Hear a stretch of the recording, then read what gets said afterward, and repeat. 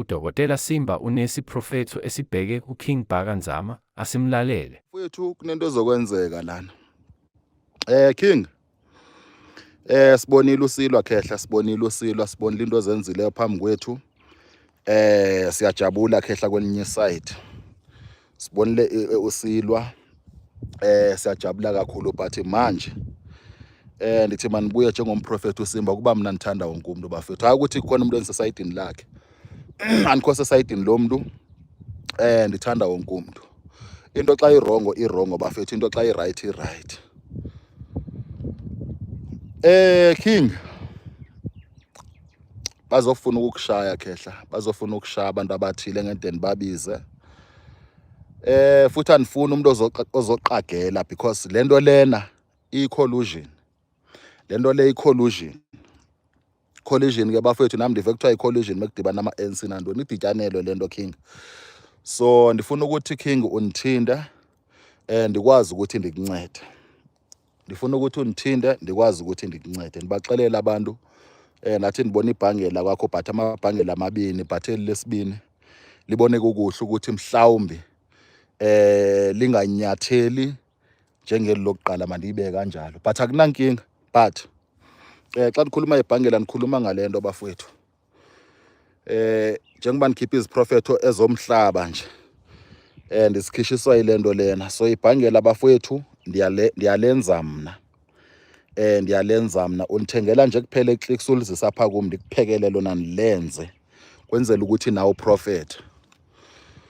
So elibhangela eli ke ndilenzela kakhulu abantu abafuna ukujonga impilo zabo. Ndiyazi ukuthi bafowethu kwabazobona le video kunabantu engisazobathumelela amabhangela bayifakile iorder abantu. Zonithumelela bafowethu ngicela ukuthi nibe patient nedlozi. Nibe patient nedlozi. So bafowethu King la ukhona. Ndiyazi ukuthi izinto uyazijonga. Ndazi amandla akho. Kakhulu ndiyawazi Khehla amandla akho. Ndazi amandla akho from edamini. Ndazi amandla akho from ekhaya. Kunento abazoyenza because umthi ukuthetha inyani la kuwe King awusebenzi umthi mina ndiubonile. Umthi awusebenzi not ukuthi ndiubona ukuthi ndiyakutesta ipower yami King ukubona izinto ezisazokwenzeka. Kusho ukuthi ewe iground yami. Nokukhuluma izinto futhi ukuthi zenzeka ukuthi futhi lezi competition nawe Khehla. But into endifuna ukuyisho King ngaba kuhle ukuthi undithinde ku 064 977 5263 064 977 5263. Inamba zami uzozithola xa uloku page ama video. Inamba zami uzozithola nje mawuloku ujonga lapha kumabhayo. Ngeke ungazithola inamba zami ezithi 064 977 5263. Kusho ukuthi lena King akuyondlela encinci le. But esoyikhuluma efonini kwenzela ukuthi mawenza into zakho uzenze kahle. Akusho ukuthi xa nithetha kanje bafethu nithatha iside likabani. Qha kuphela ndithanda wonke umuntu. Ndithanda wonke umuntu bafethu. So uNkulunkulu nepower ikwazile ukuthi nibonise lento. Uyabona ngendlela into ezokwenzeka ngakhona. So bafethu ayikho into ehlula iqiniso. Oko nje ngicela ukusho bafethu ukuthi ayikho into edlula iqiniso. Yabona into mawuzenza nje ngokwenyani ukuyenza into unyanisekile bafethu. Ndiyakutshela abantu bazokuthanda, abantu bazokufollowa, uzoregaina amandla akho because abantu baxayekile bafethu. Angeke uzodlala ngabantu ube socabanga ukuthi wena kufanele ukuthi hayi sithi right si understand. Zikhona izinto ezinhlo zenzile empilweni uma ungumuntu. Zikhona izinto ezimbi ezikhalisa abantu. Kwesinye isikhathi abantu xa bekhala nje khawukuve nawe. Yabo khawukuve. So bafethu angeni indaba yesikeshi mina. Angeni indaba yesikeshi. Andisazi nokusazi. Andisazi nokusazi ngoba andisenzi nokusenza isikeshi. Uyabona. So bafethu ndibonga kakhulu la nitholakala khona, nitholakala eGoli. Ndithanda wonke umuntu bafethu njengongishoyo. So kuyoba kuhle bafethu ukuthi ni subscribe guys. Abantu abathi bafuna ibhangela ibhangela likhona. Ibhangela likhona. Obunye ubufakazi abantu esenibanikezile andikwazi nokuposta because akudlalwa la.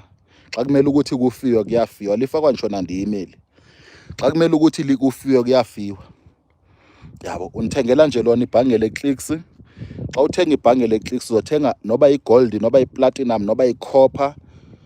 Uzothenga nje i-bracelet nje, ngifuna into eyinsimbi kodwa.